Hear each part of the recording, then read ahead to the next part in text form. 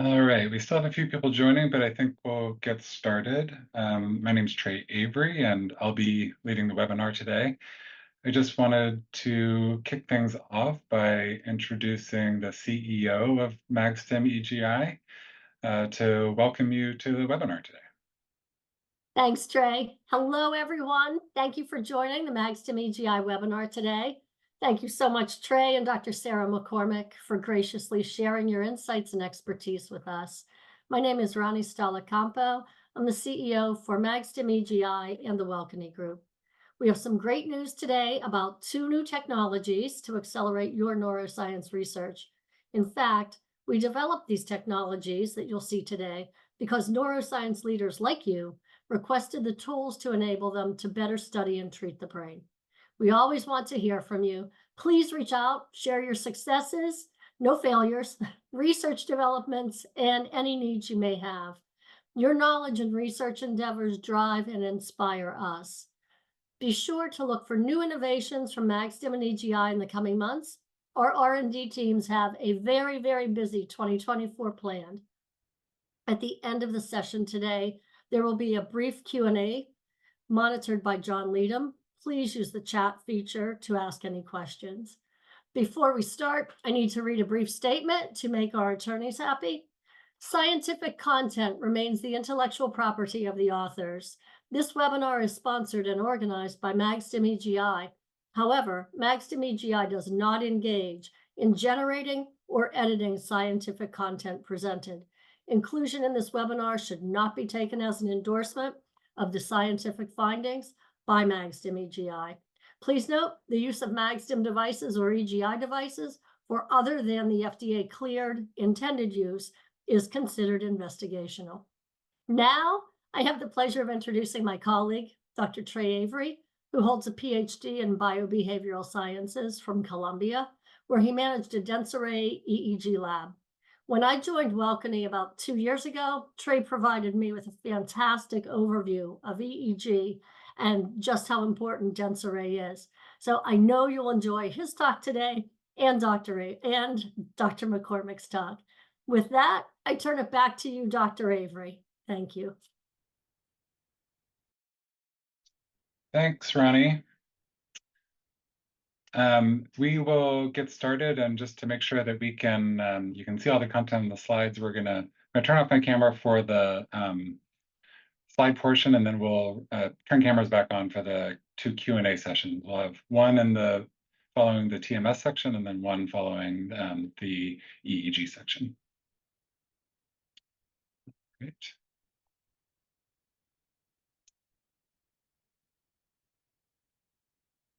All right, so we're going to talk about some new products that we'll be making available starting today. One of the things I'm most excited about today's launch is that we're presenting data for each of the new products to really show you what they're capable of. And as a former researcher, I think that's really important to really show you, data when it comes to the effectiveness of products. So that's going to be an exciting part of today's launch. We'll start with new options for TMS and high-density EEG integration and data collection and analysis. And then we'll be introducing a modified version of our sensor net that's designed to work with more types of hair and expand inclusion in neuroscience research and clinical care. And at the end, we'll be sharing data from a site that's been using these new tall sensor nets, and as well as our standard sensor nets to show you the benefits of this new optimization.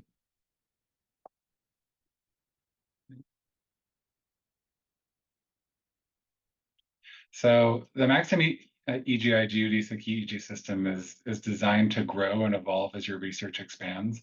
So often you can go into a whole new area of research simply by connecting a different style sensor net or combining our system with another modality. So today we'll be announcing improvements to a few spokes in this wheel with the goal of making the effort to advance neuroscience research a bit easier with new integrations and enhancements to our technologies. So the combination of TMS and EEG offers endless potential in terms of studying the effects of TMS on the brain by recording EEG during and after TMS. I really think that TMS is underutilized by EEG researchers as it allows researchers to interact with brain areas in relation to experiments to test interactions between nodes in a brain network, as well as as what we'll show today. Um, it's going to get easier to time lock TMS to brain states in experimental protocols, and then be able to analyze the EEG data as a result of that. So many of you are probably familiar with some of the equipment on the screen. So on the left, we have the geodesic EEG system, available in a range of channels from 32 to 256, saline, gel, or paste-based sensor nets, just depending on how long you need to record. And the saline-based sensor nets can be applied in about 5 to 10 minutes. So it's a significant advantage, particularly if you're working with sensitive populations, or you're just interested in taking up less participant time and being able to kind of send them on their way without gel in their hair afterwards. On the right-hand side of the screen, we have Magstim TMS stimulators. So the BiStim 200 or the Rapid. They come in different configurations as they are designed for different types of TMS pulses, depending on what you're trying to do. So some are optimized for repeated fast pulse trains for, say, clinical therapies, or some are designed for single monophasic pulses or biphasic pulses, depending on what how you're trying to interact with the brain. At the bottom here, we have the TMS interface module, which is just a handy little box that connects to the back of the TMS stimulator. And that is the beginning point where some of the integration work that we've been working on and we'll be releasing today allows you to connect with the geodesic EEG system or have other hardware initiate TMS pulses based on, say, a time-locked experiment or other factors. So today we're just making it easier for these all these pieces of equipment on the screen to work together. And we have two options for collecting high-density EEG with TMS. So for a very long time, our main recommendation was the microcell GSN. So that sensor net has a low electrode profile, allowing you to get closer to the scalp for TMS, which is often seen as a benefit. The challenge with this is that it does require gel under each electrode, and some skin prep is required, and so it takes a bit of time to prepare. The recovery time of the TMS from the TMS pulse is not ideal, with about 40 milliseconds. So if you're doing TMS EEG together, it can take a little bit of a toll on some of those early components many EEG researchers want to look at. But maybe the biggest challenge, and it's really the focus of today's webinar, is that this low-profile electrode was difficult to use with many hair types. So dense, textured, curly hair can sometimes lift an electrode off the scalp and make it difficult for you to collect high-quality EEG data. So we started looking for an option that would be optimized on a number of these levels. And what we found was our sensor net that we currently use for MRI is actually ideal in a lot of ways for data collection with TMS. So as I was discussing before, it can be used with saline, gel, or paste, depending on how long you need to record. No skin prep is required. And if you're using saline, as many users of this net are, it can be applied in about 5 to 10 minutes. And afterwards, there is no residue other than salt left in the hair. So you can send people on their way much more quickly.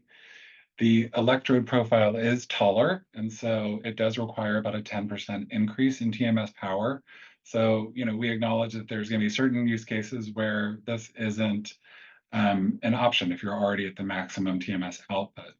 But the balance of other benefits here in terms of a faster recovery time, cutting that recovery time down down to about 10 or 15 milliseconds, which will be showing data that we collected in a little bit. And also that you can use it with more hair types, and you can use it both in MRI with TMS or just for standard EEG. So it's a very versatile sensor net, and that can be really ideal for multimodal labs. So on this next screen, we have our kind of engineering diagram to just show how these things are connected. And don't worry, if you're interested in pursuing this, we have documentation about how to get all these things connected. And you can work with our team to ensure that you have everything you need. We also have a support team that can help connect this on site when they're installing equipment. So next, I'll just show you a short video demonstrating what we're talking about in terms of this integration. So you can see here that we have the net connected to the amplifier and NetStation software streaming. And you can see each time there is a TMS pulse, you get an event marker, and that is recorded in the EEG software. So for many researchers, it seems like, a TMS pulse is huge and you should be able to easily identify it, but many software programs that do TMS EEG require a event onset to know exactly when it happened so that you can easily analyze your data. So this just adds a little bit of more functionality on the EEG side of TMS EEG.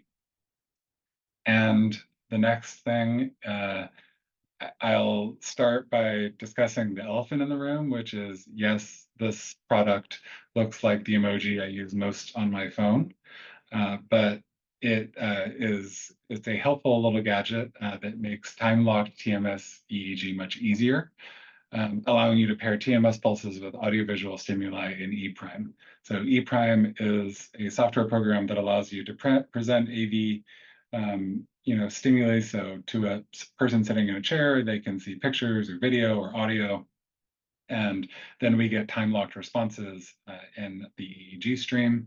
And similarly with this device, the Kronos extension or Kronos adapter for TMS EEG, you can now tell E-Prime to fire a TMS pulse in relation to specific things you would be showing a participant or a patient. So this is an example of this could be in addiction research, where researchers are showing pictures of, say, an addictive substance, and then pairing it with a TMS pulse to stimulate brain areas related to addiction or other conditions of interest. Again, here's our similar diagram, which seems a little bit more complicated, but as I was saying before, we have lots of documentation to get you all set up and a support team to help you along the way. And as before, we'll show a quick video to demonstrate what we're talking about here. So you can see that the E-Prime computer is on the left, and it says that the pulse is resting and the pulse is firing. And each time that happens, we're getting an event marker in the EEG software. So it seems fairly basic, but can be an important step to make any time-locked TMS EEG research much easier for people that don't have a team of grad students or postdocs that can do a bunch of coding. This makes that whole process a bit easier to do.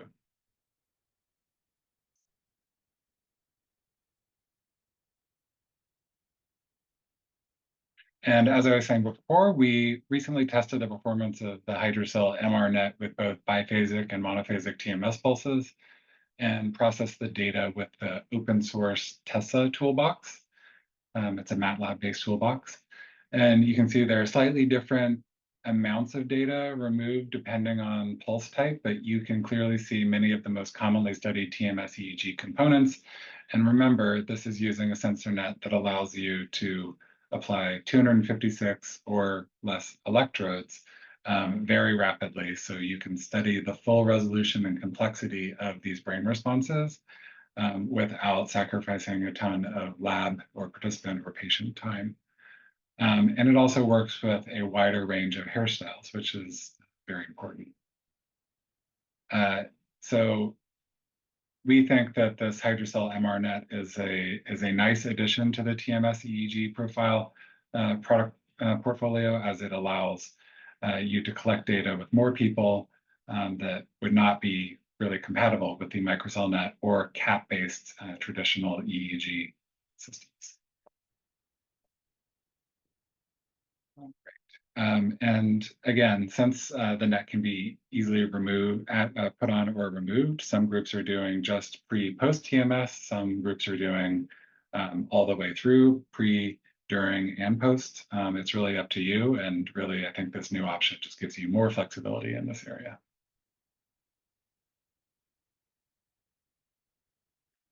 We had 2 webinars on TMS EEG related topics in 2023. So one covers the TESSA workflow that I just showed data from. So if you're interested in that and how that data analysis occurred, you can view that webinar. And then we also have more on the application side of things, where Jamie McPartland from Yale talks about his work in high density EEG biomarkers and how he's using TMS to study how that biomarker is affected with treatment such as TMS. And those webinars are available on our homepage, egi.com, as well as YouTube channel.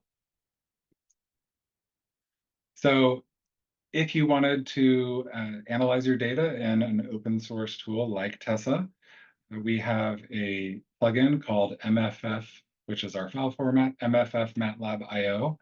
So this is available in the EEG Lab plugin library. It was recently updated to, we're now in version 4.1. It was developed by Arnaud Delorme, one of the founders and leads behind EEG Lab.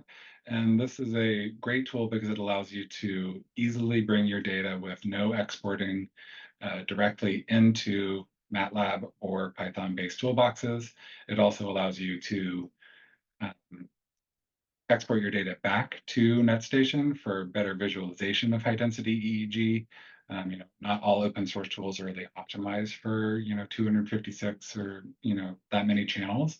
So this tool allows you to bring your data out of our software into open source tools, back into our software if you want, or export it to a format like BIDS, which is increasingly popular among journals and funders that want to make data publicly available in a common format, so that basically someone can pick up a data file and know exactly what was recorded, be able to kind of understand the data, and possibly reanalyze the data in a different way. So lots of flexibility there, and the GitHub page listed at the top there is where you can find all the documentation about the plugin. And also, if you encounter any bugs or have a feature request, those can be submitted to the developer in that page. We also feed forward from our support team any bugs or feature requests, and they're actively managed and supported in an ongoing basis. So great tool to use if you're not using that already. And then we also have a new, or I should say, a renewed partnership with BISA. So many people, if you were a long-term user of EGI or other EEG systems, have probably encountered BISA software in your travels or conferences, and it's a great GUI-based software that allows you to do really complex analyses of your data. So one of the reasons we reestablished this partnership is that one of the challenges of many packages was that it didn't really allow you to explore the full complexity of high-density EEG data.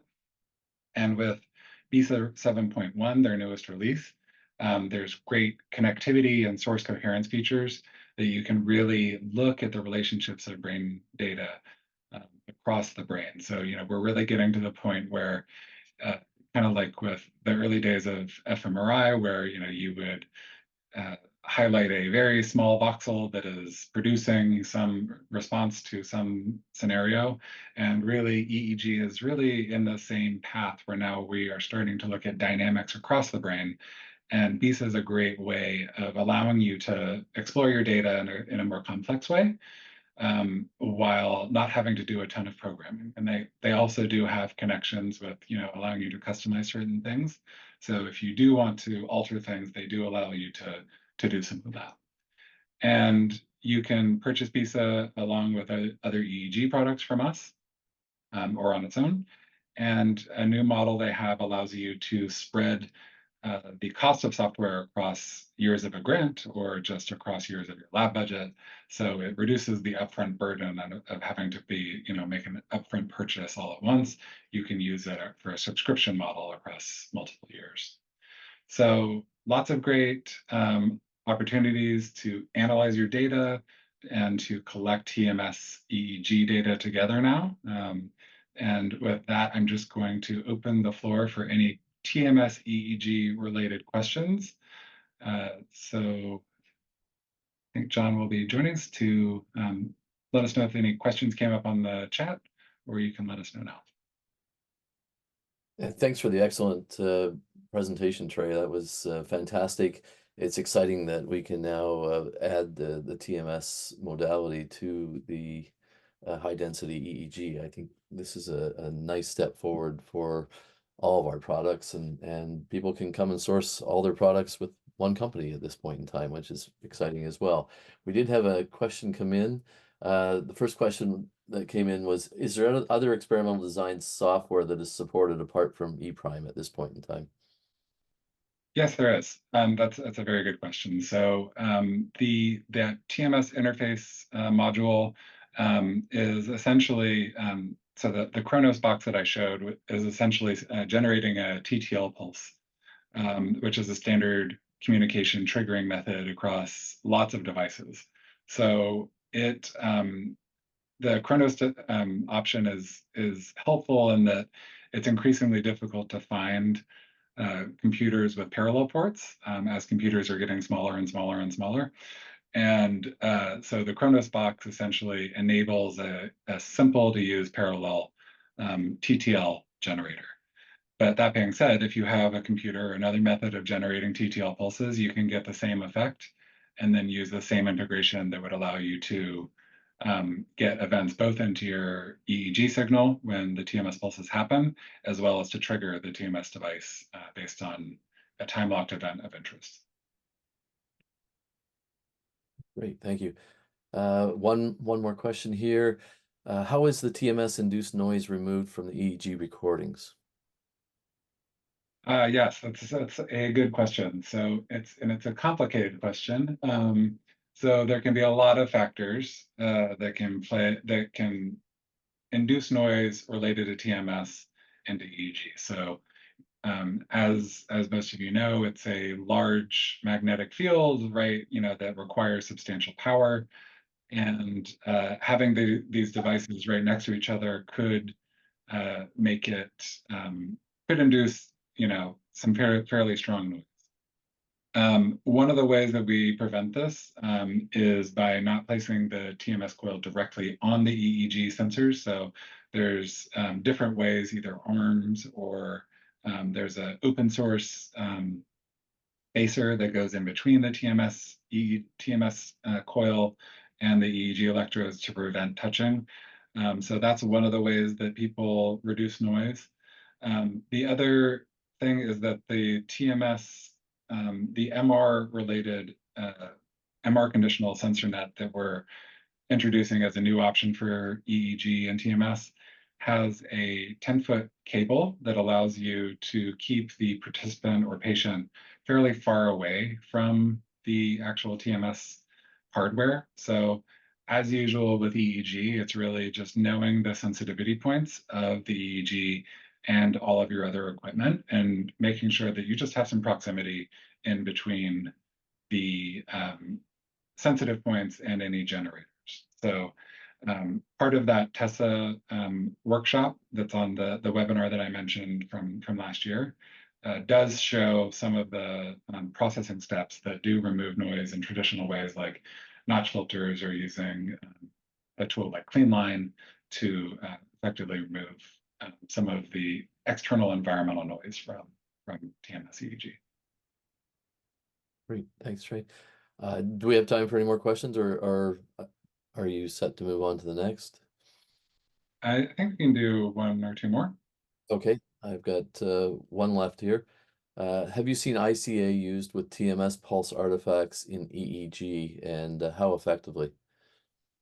Yes. So this was one that really stumped me as a researcher, and I think so. This is one of the reasons why I feel like showing data and showing specific workflows to make this happen is so critical for researchers, because it's easy for one to think, oh, this TMS artifact in EEG is huge. It's got to be the easiest thing for ICA to pick up and easily remove. And it turns out it's really not quite that simple.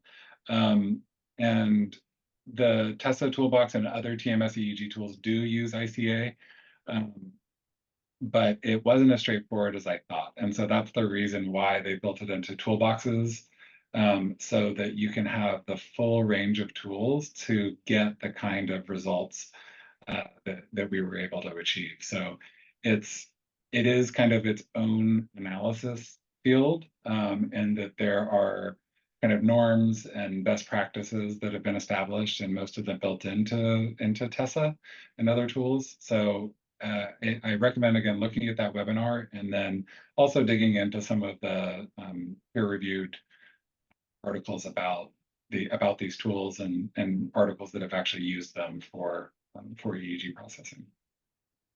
Okay. I had a whole flurry of questions come in all at the same time here, so I'm just trying to work through them. Perhaps the last question, and maybe we can answer the other ones offline.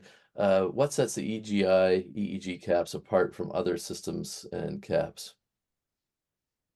So we were the first to commercialize high density EEG. We have some great pictures of them being born in garages in Eugene, Oregon. And basically, it's been a process of refinement over, the last 25 plus years of learning from feedback from our customers and tweaking things to ensure that we're getting optimal comfort, since people are using these sensor nets with infants, newborns, premature infants, children with autism, other sensitive populations, and then just in general, over the years, people using them in clinics and clinical settings. And over that time, we've gathered lots of great feedback that allowed us to refine and improve things. And I feel very confident to be able to say that our sensor nets are the most comfortable saline nets available, and that we're getting consistently high quality data. So, it's really just a matter of, we were, early to this game, and we've refined it over the years to make it into what it is now. Great. Okay, I think the rest we'll have to answer offline. Okay. We'll make sure we get those out to people as quickly as we can. Great. Thanks, John. To begin this next section, I would like to start with sharing a little bit of a story from when I started collecting EEG in grad school in New York City many, many years ago. My lab was located in Harlem, a predominantly Black and Latinx neighborhood in Upper Manhattan. And our lab studied populations in New York City public schools, and immigrants that were learning to read, and clinical populations that were difficult to recruit and get into the lab. So if they came in, our only option was to try to collect as much data as possible. And in many places at that time, the norm was to exclude participants with hair types that people didn't know how to work with, or ask them to drastically alter their hair if they wanted to participate, which could be costly and burdensome to the participant. So, as we know, traditional methods of EEG require scalp contact with minimal impedance or separation between an electrode and the scalp to access the brain's electrical signal. And this has led to findings and generalizations that do not represent the full diversity of our community and our planet. So fast forward to the present, funders are increasingly expecting demographically representative samples, and many more journals and reviewers are expecting considerably more transparency around characteristics in a study population. And a growing number of institutions, neuroscience researchers are expected to support strategies for diversity, equity, and inclusion for hiring committees, research subjects, and other areas with the goal of making neuroscience representative of the diverse world our work aims to understand.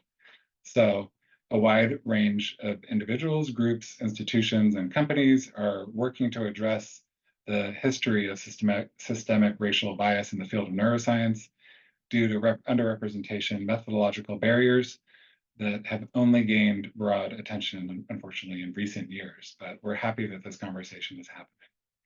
And I will quote Erika Everett from diversityhealthhub.org article that says that over 7 million Americans require accurate yearly EEG recordings to monitor and diagnose common brain disorders such as epilepsy, stroke, mental health diseases, and brain injuries. However, most current EEG systems are incompatible with natural hair for Black and many other patients, leading to the poor data quality, uncomfortable patient experience, and denied access to participate in research studies. So, I'm guessing many of you are well aware of these discussions and challenges, and we're encouraging you to pursue some of the resources that are now available, both in terms of peer-reviewed articles, popular media articles, and scientific articles, podcasts like Science Versus. This was one of my favorite peer-reviewed articles, just because I love a good punny intro to an article. And also there are groups that like Black in Neuro, as well as the ALBA network, all of which are working to improve our understanding of what diversity, inclusion, and representation means in neuroscience. And we are very excited to be part of this big movement of all of these different groups to try to improve this problem.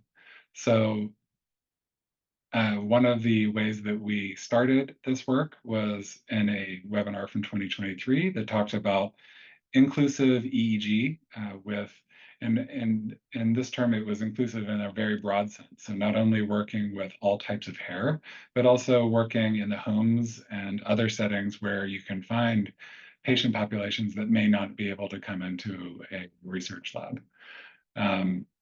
So I highly recommend reviewing that, and I'll show you some quick examples from that webinar, but the whole webinar is really just a great resource for learning some of the vocabulary that is needed to work with more hair types and be more inclusive, and also think about the people that you need in your lab to be a really, to do the kind of inclusive research that you want to do.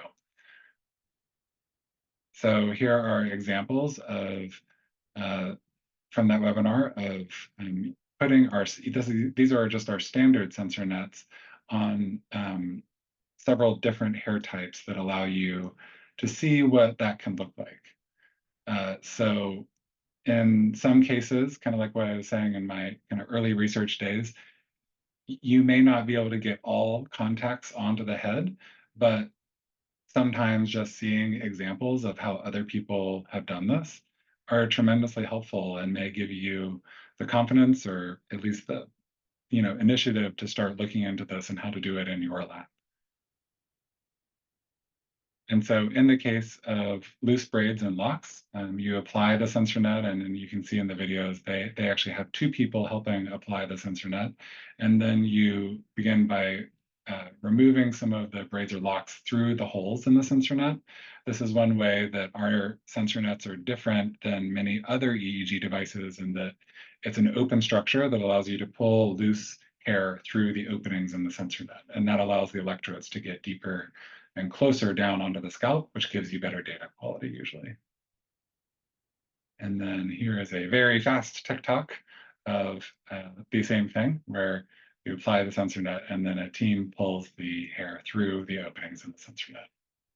So Dr. Hudak has published papers on this, and I think it's important to realize that for many research questions, this isn't optional. This is a true necessity to be able to study the populations that we want to study, and also to have our work be representative of the full diversity of human brains that surround us. So sometimes just a relatively small change can make a big difference.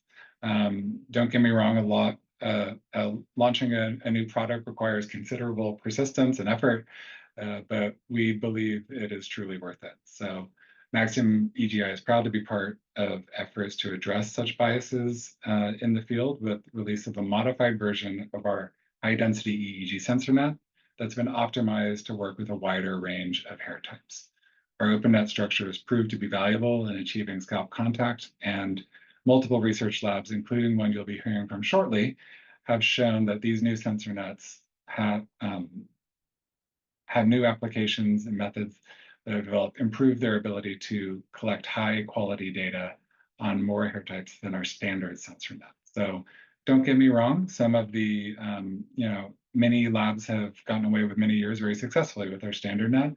This new net is designed to be optimized to allow you to collect better data quality. And we're incredibly thankful for the labs that have started using this very early on and provided such helpful feedback in allowing us to refine it and improve it into the product that it is today. Just some details on this is that it's the same price as our standard sensor net. In the United States, it's available as an FDA-cleared medical device for clinical use or as a scientific research instrument, just depending on what you're trying to do. Most people are using it for scientific research, but we can talk through that if you are unsure. And then in the rest of the world, we are releasing it as a scientific research instrument for research purposes. And you'll see that here we're listing adult and pediatric sizes, and that the sizing on these sensor nets are a bit different since the taller electrodes result in a smaller internal circumference of the net, so you just have to size slightly differently. And it's available in 32, 64, 128, and 256 channels, and currently in the saline option. But if you have other ways that you want to use us, talk with us and we'll see what we can do. It is also available in infant sizes, but for the time being, we're releasing this as a kind of standard product in adult and pediatric sizes. The infant nets would be custom products at this time, which that's how everyone that's using them currently has ordered them. It's just a small difference in how they're ordered. So if you're interested at any age or any channel count, just let us know and we'll talk you through the process. And with that, I'd like to kick it off with Dr. Sarah McCormick. Sarah is a postdoctoral and future faculty fellow in the Pine Lab at Northeastern University. Pine Lab is one of those places that I think my employer gets a little nervous I might not come home from when I visit, just because of all the work they do and the great people. And in the background of the picture, you can see this really amazing building that they're in Northeastern. But just a fantastic lab. She received her MS and PhD in psychology and developmental science from the University of Massachusetts Amherst. And prior to that, she was a research study coordinator at the Laboratories of Cognitive Neuroscience at Boston Children's Hospital, which, as many of you know, is one of the biggest research labs when it comes to high-density EEG. So in a great lab now and trained in one of the best places you can be trained in. And Dr. McCormick is broadly interested in how the brain is developing to support social understanding and how individual differences in development and experience impact behavior. So with that, I'm going to pass it over to Dr. McCormick. Awesome. Thank you so much, Trey. I'm also just going to leave my camera off while I go through these data. That way you can fully see the slides, but I'll turn my camera on when it's time for questions at the end. So I'm very excited to share some of our data with you all today. The data I'll be sharing today is from a collaborative effort between the Plasticity and Neurodevelopment Lab, or the PINE Lab at Northeastern, run by Dr. Laurel Gabbard-Durham, as well as Dr. Kirsty Donald at the University of Cape Town in South Africa. So we were just trying to advance to the next screen. There we go. Perfect. So we were very excited to be able to work with Magstim EGI to test the new net structures out before their official release as part of one of our larger longitudinal studies on infant neurodevelopment, which we call KULA. We were very excited about these net modifications in particular because while we know others are working on solutions to improve inclusivity for adults and older child participants, net placement time and the patience of our infant participants are often have much shorter windows. So the hope was that this modified net structure design would improve data collection and inclusion of infant participants with curly, tightly coiled, and or afro-textured hair without sacrificing net placement efficiency and time to start data collection.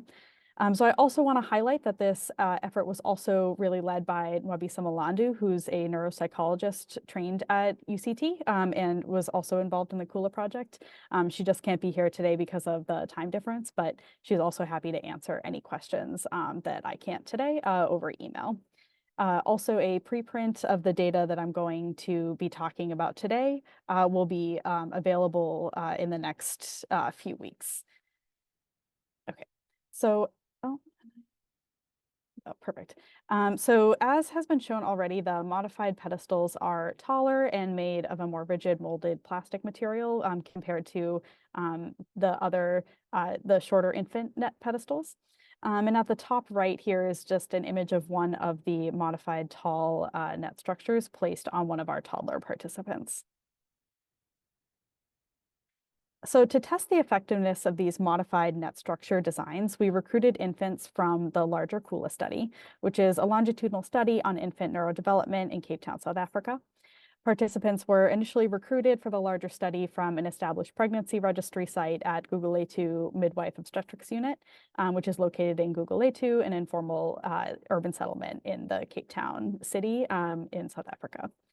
We ended up with a sample of 35 infants between 6 and 11 months of age. We did test an additional 15 infants, but we excluded them from analyses due to inconsistent net placement between the short and the tall net, or if there was extreme fussiness from the infant for at least one of the recordings. So as a part of the KULA study, infants are already participating in a resting state measure where they watch a silent video for 3 minutes. And I'll just show a short clip of that here. Perfect, thank you, Trey.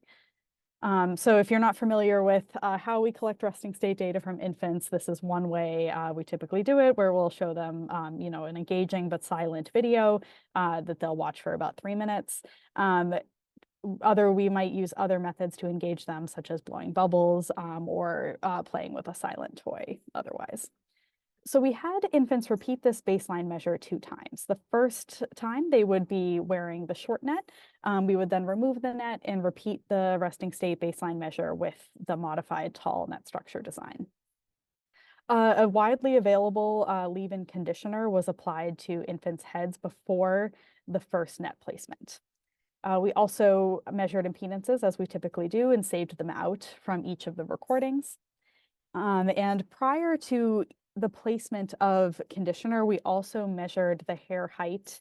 We are broadly calling this in centimeters, where we would just sort of measure where or like how tall the hair height was measuring at rest before we applied any conditioner. So we weren't doing anything else. And we generally measured from the top of the scalp or where the most hair seemed to be present. Data were also processed through HAPI, which is a processing pipeline optimized for developmental data that's freely available on our lab's website as well. So our main measures of interest included to sort of evaluate the effectiveness of this taller net structure, included looking at the impedance values recorded, prior to the start of each resting state recording for the online reference electrode, as well as an average measure from all of the electrodes included in analyses. We do exclude the outer rim of electrodes from our analyses, which is typical or becoming typical in infant data analysis. We also looked at the percentage of good channels or good electrodes retained for analysis and the percentage of good number of segments retained for analysis as well. And then we compared this all of these measures with hair height measurement to see if the tall nets were doing a particularly good job at retaining data for infants who had taller or greater amounts of hair. So just hop right into data. We do show that there is a significant difference between the nets in the impedances of the online reference electrode, which for us is CZ. The tall nets are showing significantly lower impedances in that online reference electrode compared to the short net. Next, we see a very similar pattern for the average of all electrodes used in analyses, so minus those rim electrodes, where again, the tall net showed significantly lower impedances on average for all electrodes used in analysis. Yes, additionally, we saw a significantly greater percentage of good channels retained for analysis for the tall nets compared to the short nets as well.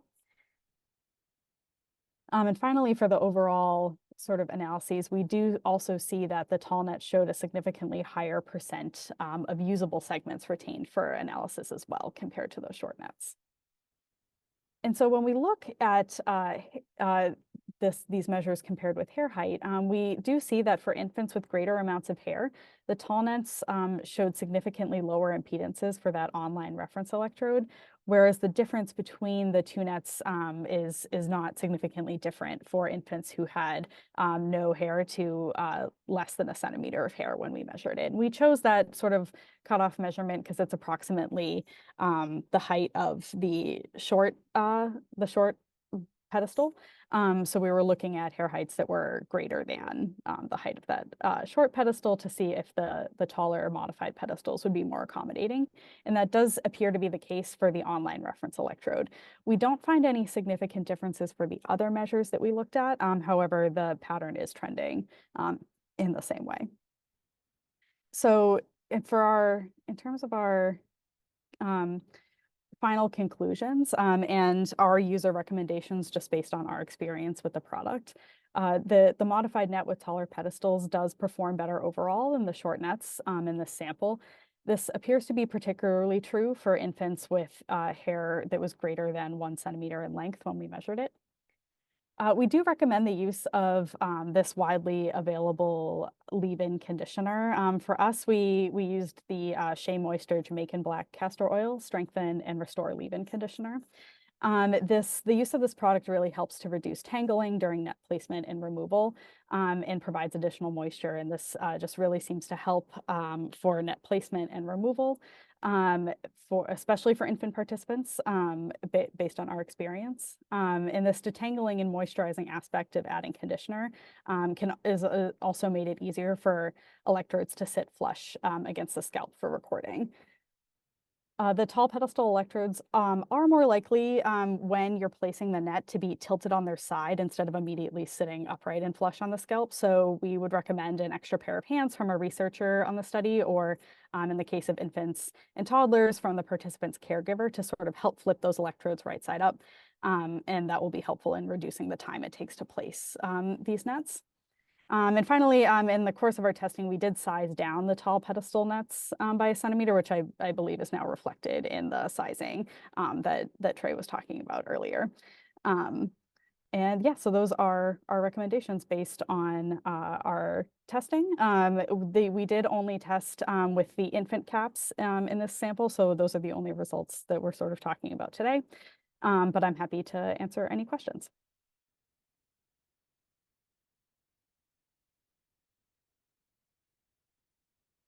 Thanks so much. Sorry, Trey. Go ahead. Go ahead, John. McCormick, that was fantastic, and Trey as well for the introduction of that. I think this is fantastic, as it brings more diversity into the neuroscience research space, which can only lead to better results and better understanding for all populations. At the moment, I only have one question. It's kind of a TMS EEG question related to the taller pedicle. If the electrodes are 9.3 centimeters, how can you use them for TMS EEG, as the TMS amplitude will be lower on the scalp? I don't know if Trey wants to try that, or Dr. McCormick, but So the 9.3 millimeter electrode, that's the tall version of the sensor net. And so we wouldn't normally recommend the tall net for TMS EEG. As we were showing in some of the data, you can still use the shorter standard nets that are at the 6.5 millimeter size to get you a little closer to the scalp. But with that 6.5 millimeter electrode, we did still find that you had to increase the power from the TMS device by about 10% to accommodate for that additional distance. So for, I think, most populations, and John can correct me if I'm wrong on this, but for most populations that's doable.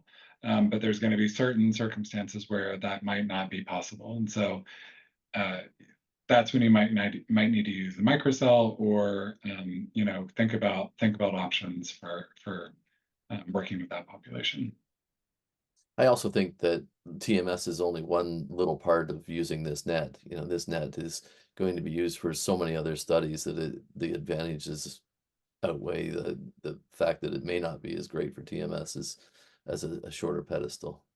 Yeah, and I think as Sarah's data shows, there's definitely a benefit, and I think that if you're working with infants and sensitive populations, and you have these concerns about being able to get your participants through a challenging protocol where you need enough trials and you really need good data quality, and that's really your main focus, then that's the tall pedestal, I think, or tall net actually gives you that additional kind of quality to be able to get through and get the outcome measures that you need. Whereas if you were doing TMS EEG, you really have to think about how you're going to get the best TMS EEG signal. And we have the two options that we discussed today. So hopefully that helps. And we can kind of talk about anything else, any other questions offline. Yeah, we've got a couple more quick questions here. Would you recommend the leave-in conditioner for adults also? And what was the name of the product that was used again, just to get it back out there? So I have never done any testing with adults. So disclaimer that yes, I'm very much an infant researcher, but I think I would recommend the use of the leave-in conditioner for adults as well. I think it would work just as well. And the particular product we used was Shea Moisture Jamaican Black Castor Oil Strengthen and Restore Leave-In Conditioner. That's the full name. That's the one we used most commonly, although towards the end of data collection with, this is a longitudinal study, we did switch to the Cantu Shea Butter Leave-In Conditioning Repair Cream. And these will be included, these names will be included in the preprint we're releasing in a couple weeks as well. But it was just more accessible and easier to get in Cape Town in particular, which was the only reason for sort of switching brands. But yeah, definitely definitely recommend for infants, and I imagine it would work very well for adults as well. Another quick question here. This is probably more directed towards Trey. Can existing bells and sponges on existing cats be replaced, or must a whole new net be purchased? So yeah, unfortunately, it is going to be a new purchase. We would discourage replacing all of the pedestals and sponges on an existing sensor net, just because it is the majority of electrodes on the net. And when you remove the sponges and do all of that, you do run the risk of damaging electrodes. So I think the best approach is really to think about this in terms of net purchases and how it might factor into your kind of next round of purchases. Okay, thanks, Trey. And the last question I have is, did any of the participants comment on comfort compared to the shorter pedestals? Well, they don't comment verbally, mostly because they can't talk yet. But we did not notice any differences in fussiness, either sort of anecdotally during data collection, or any differences in our data analysis, like systematically, as a result of that. So I wouldn't say that they're any more or less comfortable than the short pedestals. Great. On that note, I think that's all the questions we've had. Thank you, Dr. McCormick. Thank you to Trey as well. And I see Ronnie's back on the screen. We'll let her say goodbye. No, I just wanted to give everyone a massive shout out for joining us today, and special thanks to Doctors McCormick and Avery. This was an amazing session. I love that we just keep adding things into our dense array system to help analyze and take neuroscience further. Everyone have a great rest of the week. We'll see you soon.